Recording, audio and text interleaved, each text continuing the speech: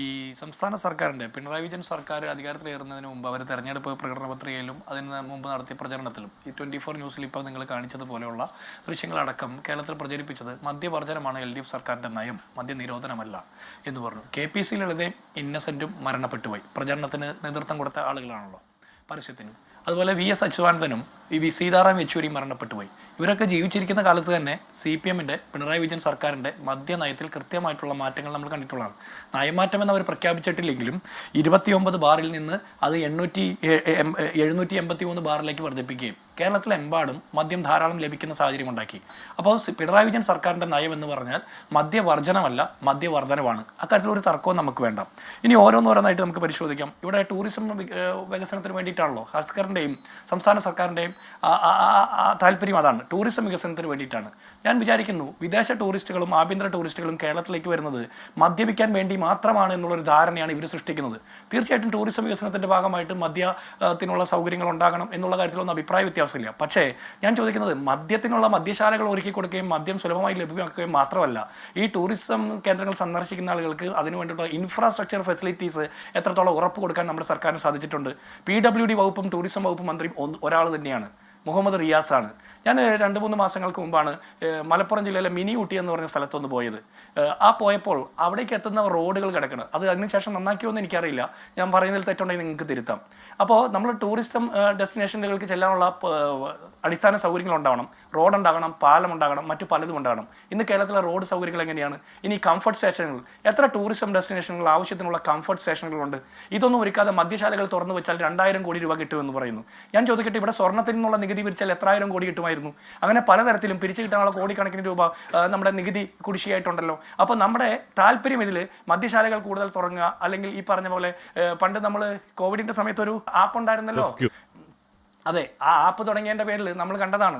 നമ്മളുടെയൊക്കെ നാട്ടിൻപ്രദേശം, ഞാനൊരു ഗ്രാമപ്രദേശത്ത് നിന്ന് വരുന്ന ഒരാളാണ്. നാട്ടിൻപ്രദേശത്തെ ബാറുകളിലേക്കായിരുന്നു അതിൻ്റെ കോഡെല്ലാം നേരത്തെ കിട്ടുന്നത്, ബുക്കിംഗ് കിട്ടുന്നത്. അപ്പോൾ ബാറുകൾക്ക് വേണ്ടിയിട്ട് ഉള്ള തട്ടിപ്പായിരുന്നു ആ സമയത്ത് നടന്നത്. അതിൻ്റെ പുറകിൽ നടന്ന തട്ടിപ്പൊക്കെ പിന്നീട് ചർച്ച ചെയ്യപ്പെട്ടു. തട്ടിപ്പൊക്കെ വെളിവാക്കപ്പെടുമ്പോഴത്തേനും തട്ടിപ്പിന് നേതൃത്വം കൊടുത്ത സർക്കാരും സർക്കാർ സംവിധാനങ്ങളും ഇതിൻ്റെ പുറകിൽ നിൽക്കുന്ന കുറേ ആളുകളൊക്കെ ഒരുപാട് കോടികൾ അടിച്ചുകൊണ്ട് പോകും. ഇവിടുത്തെ പാവപ്പെട്ട മദ്യപകരെ പോലും ചൂഷണം ചെയ്യാനാണ് ശ്രമിക്കുന്നത്. ഞാൻ ചോദിക്കട്ടെ, 20 രൂപയുടെ ഡെപ്പോസിറ്റ് വാങ്ങി കുപ്പി തിരിച്ചു കൊടുത്താൽ പണം തിരിച്ചു കൊടുക്കുമെന്നും പറഞ്ഞ ഒരു നിർദ്ദേശം നീ കണ്ടു. എന്തൊക്കെയാണ് പറയുന്നത്? ആളുകൾ തലയിൽ മുണ്ടിട്ടും ഒളിച്ചും പാത്തുമാണ് മദ്യപിക്കുന്നത്. ഇപ്പൊ റെസ്പോൺസിബിൾ ഡ്രിങ്കിങ് എന്ന് നമ്മൾ പറയുന്നു. തലയിൽ മുണ്ടിട്ട് ഒളിച്ചും പാത്തും മദ്യപിക്കുന്നതിന് പരിഹാരമല്ലേ ഹോം ഡെലിവറി? വീട്ടിൽ നിന്ന് ബുക്ക് ചെയ്യുന്നു, സ്വിഗ്ഗിക്കാരൻ അത് കൊണ്ടുവരുമ്പോൾ ID കാർഡ് കാണിക്കണമെന്ന് എത്രത്തോളം പ്രാക്ടിക്കൽ ആണെന്ന് അറിയില്ല. ഇനി ആപ്പ് ബുക്ക് ചെയ്യുമ്പോൾ തന്നെ വേണമെന്നുണ്ടെങ്കിൽ ആധാർ കൂടെ ലിങ്ക് ചെയ്യാമല്ലോ. അപ്പോൾ ഇനി ID കാർഡ് ചോദിക്കുന്നു, ID കാണിക്കുന്നു, മിണ്ടാതിരിക്കുന്നു, കഴിക്കുന്നു, ഉറങ്ങുന്നു. അപ്പൊ ഈ താങ്കൾ പറഞ്ഞ തലയിൽ മുണ്ടെടുത്ത പ്രശ്നമില്ലല്ലോ. അല്ല ഹാഷ്മി, അതിലൊരു പ്രശ്നം എന്താണെന്നറിയോ? ഈ സർക്കാരിന് തന്നെ കൃത്യമായൊരു നിലപാടില്ല. എക്സൈസ് മന്ത്രിയുടെ 2-3 ബൈറ്റുകൾ നിങ്ങൾ കാണിച്ചല്ലോ, എന്താ അതിലൊരു നിലപാട്? ഞാൻ ചോദിക്കട്ടെ, 23 വയസ്സിന് മേലെയുള്ള ആളാണെന്ന് ഈ മദ്യം ഓൺലൈനിൽ ബുക്ക് ചെയ്യുന്ന ആളുടെ ID വെരിഫിക്കേഷൻ ആരാ നടത്തുന്നത്? ഈ രാജ്യത്തെ വോട്ടർ പട്ടികയെ പോലും ക്രമക്കേട് നടക്കുന്ന ആസൂത്രിതമായിട്ട് അതിനെക്കുറിച്ചുള്ള ചർച്ചകളാണ് ഇന്നലെ ഇന്നൊക്കെ നമ്മൾ നടത്തിക്കൊണ്ടിരിക്കുന്നത്. ആ സമയത്താണ് മദ്യം വാങ്ങുന്ന ഒരു 23 വയസ്സിന് മേലെയാണെന്ന് കാണിച്ച് രേഖ ബോധ്യപ്പെടുത്തിയിട്ടേ മദ്യം കൊടുക്കുള്ളൂ. ഏത് ഡെലിവറി ബോയി?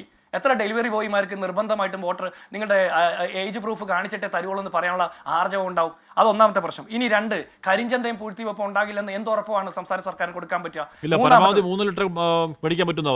അല്ല, അത് കുഴപ്പമില്ല. പരമാവധി 3 ലിറ്ററേ ഒരു സമയം മേടിക്കാൻ പറ്റുള്ളൂ എന്നാണ് അത്ര കേൾക്കുന്നത്. അല്ല ഹാഷ്മി, നമ്മൾ ബെബ്ക്യൂ ആപ്പിന്റെ ഒക്കെ പ്രവർത്തനം നമ്മൾ കണ്ടിട്ടുള്ളത്, നമ്മുടെ മുൻ അനുഭവങ്ങൾ വെച്ചിട്ടാണ് നമ്മൾ ഇത്തരം കാര്യങ്ങൾ പറയുന്നത്. ഇനി രണ്ടാമത് എനിക്കൊരു പ്രധാനപ്പെട്ട ചോദ്യം ചോദിക്കാനുള്ള ഹാഷ്മി, എന്ത് സാമൂഹ്യാഘാത പഠനമാണ് ഈ പറഞ്ഞ എക്സൈസ് വകുപ്പും അല്ലെങ്കിൽ ബെവ്കോയും ഇതുമായി ബന്ധപ്പെട്ട് നടത്തിയിട്ടുള്ളത്? നമ്മൾ ഏതൊരു പ്രോജക്റ്റ് നടത്തുമ്പോഴും അതിൻ്റെ ഒരു കോസ്റ്റ് ബെനിഫിറ്റ് അനാലിസിസ് വേണമല്ലോ. 2000 കോടി രൂപ അധികം സംസ്ഥാന സർക്കാരിന് കിട്ടാൻ വേണ്ടിയിട്ട് ഇത്തരത്തിലുള്ള ഒരു പദ്ധതി നടപ്പാക്കുമ്പോൾ ഈ പദ്ധതി നടപ്പാക്കുന്നതിന്റെ ഭാഗമായിട്ടുള്ള കോസ്റ്റ് ബെനിഫിറ്റ് അനാലിസിസ് നടത്തിയിട്ടുണ്ടോ? ഇത് എത്തരത്തിലാണ് ഈ സമൂഹത്തിൽ ബാധിക്കാൻ പോകുന്നത്? അതിൻ്റെ ഒരു സാമൂഹ്യാഘാത പഠനം കൂടി വേണ്ടേ? അപ്പോൾ ഞാൻ മദ്യനിരോധനം എന്നുള്ള കൺസെപ്റ്റിനോട് എനിക്ക് വ്യക്തിപരമായിട്ട് യോജിപ്പില്ല. മദ്യം നിരോധിച്ചിട്ടുള്ള രാജ്യങ്ങൾ അത് എത്രത്തോളം പൂർണ്ണമായിട്ട് നടപ്പാക്കി എന്ന് ചോദിച്ചാൽ അതും ഡിബേറ്റബിൾ ഇഷ്യൂ ആണ്. പക്ഷേ ഒരു സർക്കാർ എടുക്കുന്ന നിലപാട് അത് എല്ലാം ടൂറിസം ഡെവലപ്മെന്റിന് വേണ്ടിയിട്ടാണെന്ന് പറഞ്ഞാൽ ഈ ലഹരി എന്ന് പറയുന്നത് സമൂഹത്തിലെ യാഥാർത്ഥ്യമാണ്, നമുക്ക് എല്ലാവർക്കും അറിയാം. ഇത്രയധികം ബാറുകൾ നോക്കൂ, 29-ൽ നിന്ന് എത്രയാണ് കൂടിയത്? ഇപ്പോൾ 1789 ബാറുകൾ ഉണ്ടായിട്ടും, അതല്ലാത്ത ഈ പറയുന്ന രീതിയിലുള്ള ഔട്ട്ലെറ്റുകൾ ഉണ്ടായിട്ടും, അതല്ലാതെ ബിയർ വൈൻ പാർലറൊക്കെ ഉണ്ടായിട്ടും MDMAക്ക് വല്ല കുറവുണ്ടോ ഈ നാട്ടിൽ? MDMA ഈ പറയുന്ന നമ്മൾ ഇതുവരെ പേരിയാകത്ത LSD, സ്റ്റാമ്പ്, മറ്റേതാ മറിച്ചതാ, ഇവിടെ അടിത്തട്ടിൽ കുട്ടികൾക്ക് വരെ യഥേഷ്ടം കിട്ടുന്ന പരുവത്തിൽ കിടക്കുക. നാട് കുട്ടിച്ചോറാക്കാൻ പരുവത്തിൽ അങ്ങനെ കിടക്കുകയാണ്. അതിൻ്റെ കൂടെ മദ്യഗുണം വേണ്ടെന്ന് പറഞ്ഞാൽ എങ്ങനെയാ?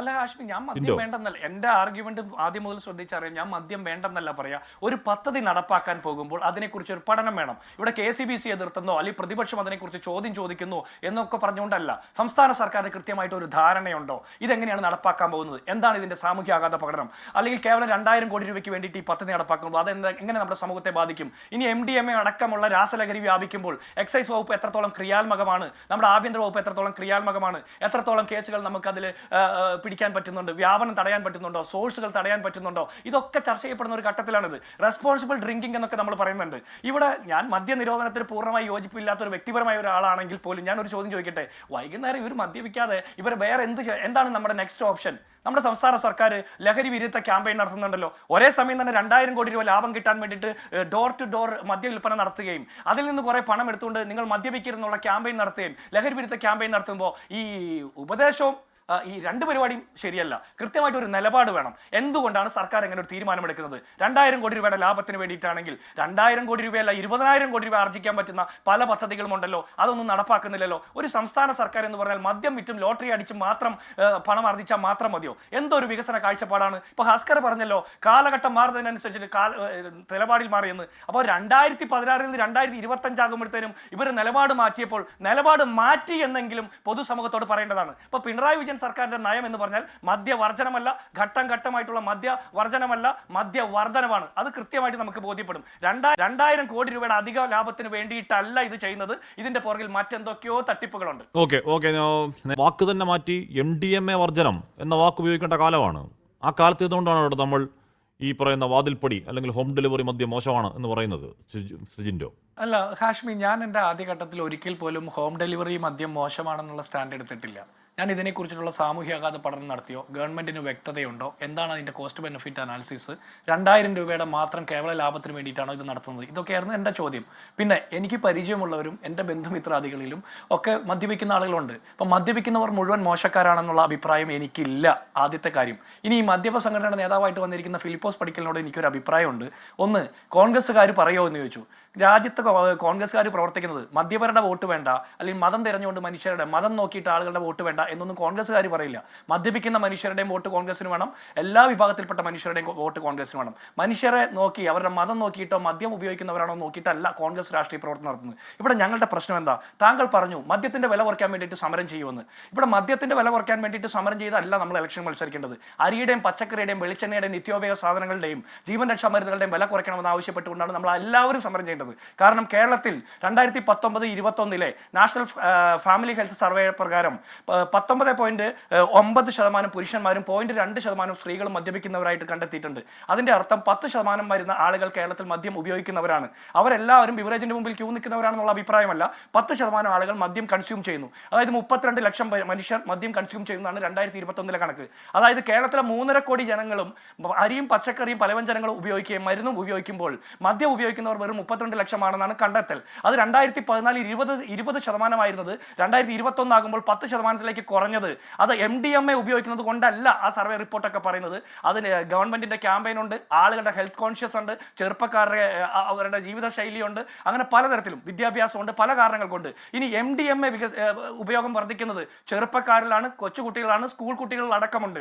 അതിന്റെ കാരണം കണ്ടെത്തി പരിഹരിക്കുന്നതിന് കൂടി ഉൾപ്പെടെ നമ്മൾ സമരം ചെയ്യണം. അല്ലാതെ മദ്യത്തിന്റെ ഇത് വിലക്കുറവ് കിട്ടാൻ വേണ്ടിയിട്ട് മാത്രമല്ല. നിങ്ങൾ എന്തുകൊണ്ടാണ് സർക്കാരിനോട് മദ്യം വിലക്കുറവിൽ കിട്ടണം എന്ന് പറയുന്നത് പോലെ കൃത്യമായിട്ട് വൃത്തിയായിട്ട് ഓരോ കുടിയന്റെയും അന്തസ്സും മാന്യതയും കാത്തു സൂക്ഷിക്കുന്ന രീതിയിലുള്ള ബിവറേജ് ഔട്ട്ലെറ്റുകൾ ഉണ്ടാകണമെന്ന് ആവശ്യപ്പെടാത്തത്? അപ്പൊ ഈ കുടിയന്മാരെ പോലും വിറ്റ് അവരെ ചൂഷണം ചെയ്ത് സർക്കാരിലേക്ക് പണം ആർജിക്കുമ്പോൾ ഇവിടെ ഹസ്കർ തന്നെ സർക്കാരിനെ പ്രതിരോധിക്കാൻ വേണ്ടിയിട്ട് പറഞ്ഞു ബിവറേജ് ഔട്ട്ലെറ്റിന്റെ സ്ഥിതി മോശമാണെന്ന്. ആരാണത് നന്നാക്കേണ്ടത്? ഇവിടെ ഹൈക്കോടതിയുടെ നിർദ്ദേശം വരെ ഉണ്ടല്ലോ. അപ്പൊ ഇവിടെ കൃത്യമായിട്ട് ഉപയോഗിക്കുന്നവരെയും ഇതിനുവേണ്ടി സംസാരിക്കുന്നവരൊക്കെ തെറ്റിദ്ധരിപ്പിക്കുന്ന ഈ നിലപാട്, സർക്കാരിന്റെ നിലപാട് എന്താണെന്ന് കൃത്യമായിട്ട് പറയണം. മദ്യവർജനം വിട്ട് മദ്യവർധനമാണോ എന്ന് പറയണം. ഇത് എങ്ങനെയാണ് നടപ്പാക്കാൻ പോകുന്നത് എന്ന് പറയണം.